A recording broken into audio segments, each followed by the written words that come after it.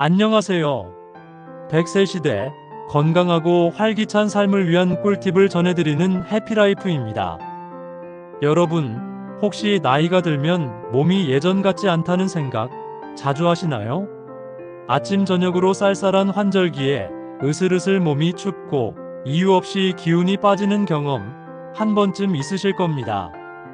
이 모든 신호는 우리 몸의 면역력이 약해졌다는 경고음일 수 있습니다. 특히 대상포진이나 통풍처럼 면역력이 떨어졌을 때만 찾아오는 질병들은 우리 시니어들에게 더 큰 위협이 되죠. 면역력은 우리 몸을 지키는 최전방 방어선입니다. 이 방어선이 무너지면 바이러스나 세균 같은 외부의 침입자뿐만 아니라 우리 몸속에 잠재해 있던 질병들까지 활개를 치게 됩니다. 오늘 이 시간에는 단순히 면역력에 좋다는 막연한 이야기가 아니라 대상포진과 통풍을 예방하고 감염병에 맞서는 데 과학적인 근거를 가진 황금식단을 구체적으로 알려드리려고 합니다.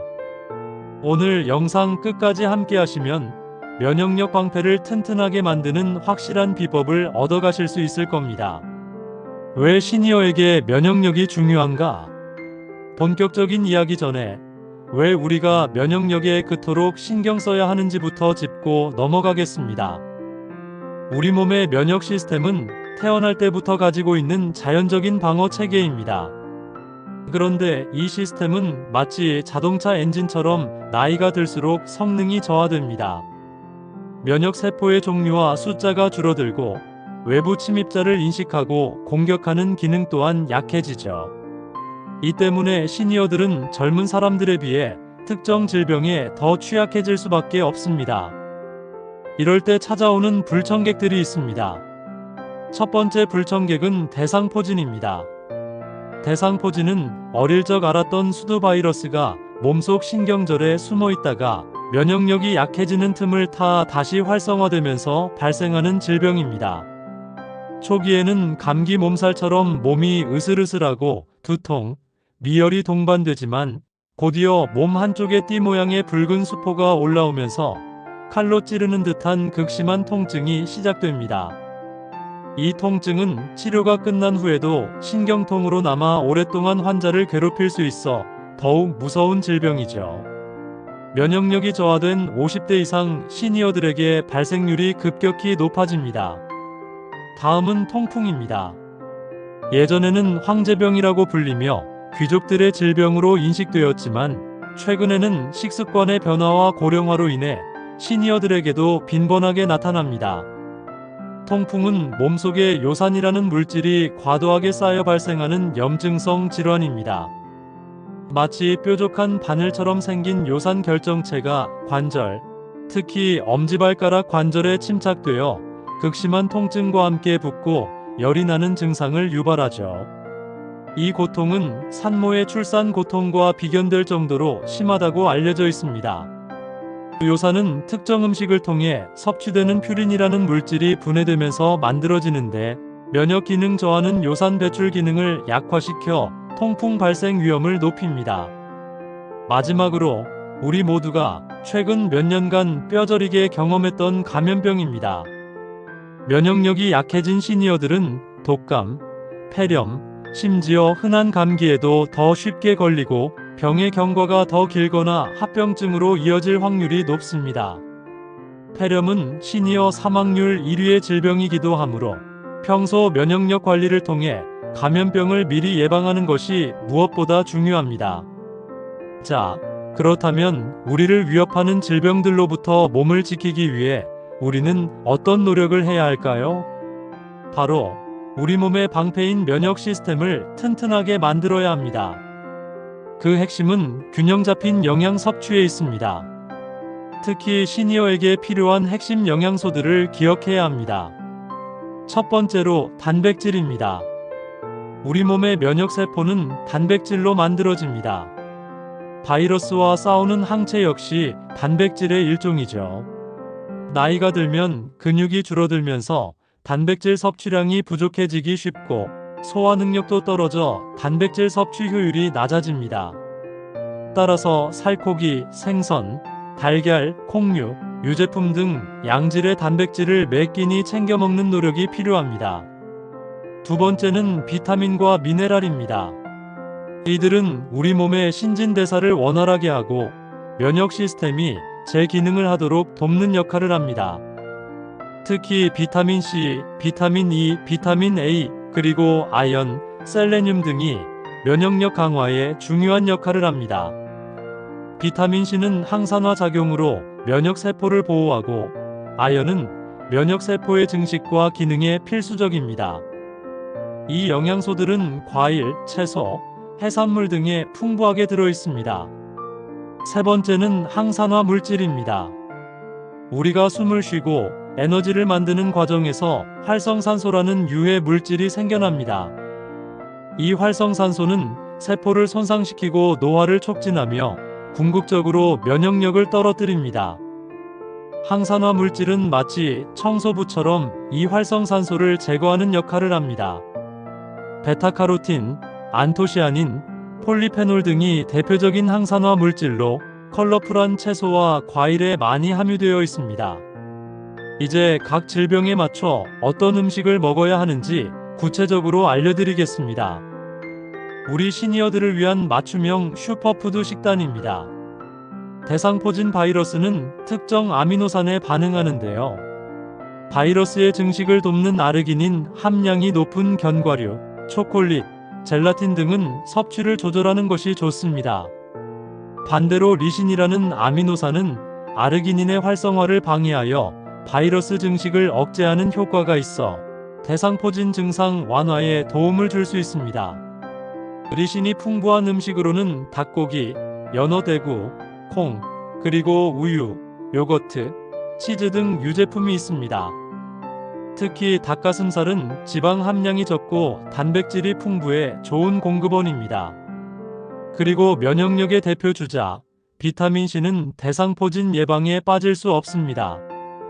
비타민C는 강력한 항산화 작용과 함께 바이러스에 대한 우리 몸의 저항력을 높여줍니다. 오렌지, 자몽, 딸기, 키위 같은 과일과 브로콜리, 피망, 파프리카 같은 채소를 매일 충분히 섭취하는 것이 중요합니다. 통풍은 퓨린이라는 성분이 문제입니다. 퓨린은 몸속에서 요산으로 변하기 때문에 퓨린 함량이 높은 음식은 통풍 환자에게 독과 같습니다. 퓨린이 많은 음식은 소고기, 돼지고기 같은 붉은 고기와 간, 곱창 등의 내장류, 등푸른 생선, 그리고 조개류 등입니다. 특히 맥주는 퓨린 함량이 높고 알코올이 요산 생성을 촉진하며 배출을 방해하기 때문에 통풍 환자에게는 최악의 식품이죠. 반대로 통풍에 좋은 음식은 어떤 것이 있을까요? 바로 저지방 유제품, 체리, 그리고 해조류입니다. 저지방 우유나 요거트는 신장을 통해 요산이 잘 배출되도록 돕고 혈중 요산 수치를 낮춰주는 효과가 있습니다. 꾸준히 섭취하면 통풍 발작 위험을 줄이는데 도움이 된다는 연구 결과도 있습니다. 체리는 통풍 환자에게 특히 좋은 식품으로 유명합니다.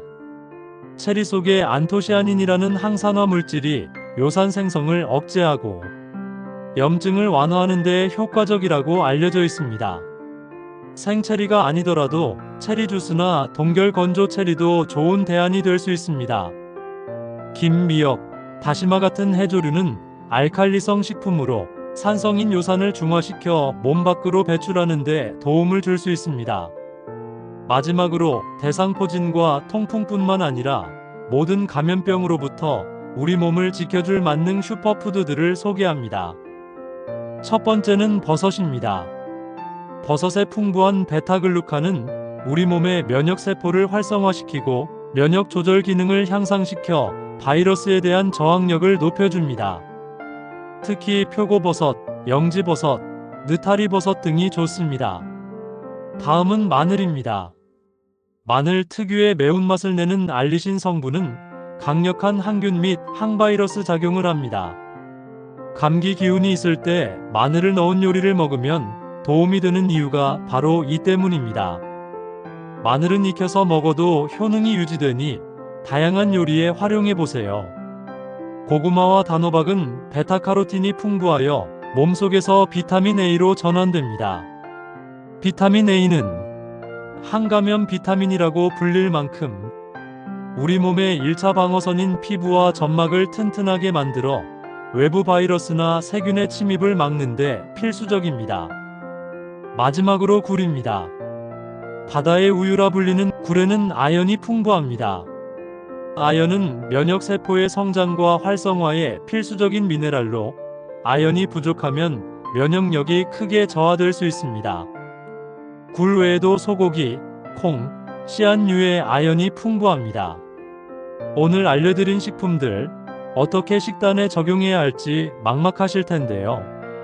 건강한 면역력 식단을 위한 몇 가지 실용적인 팁을 알려드리겠습니다. 첫째, 한 가지 음식만 고집하지 마세요.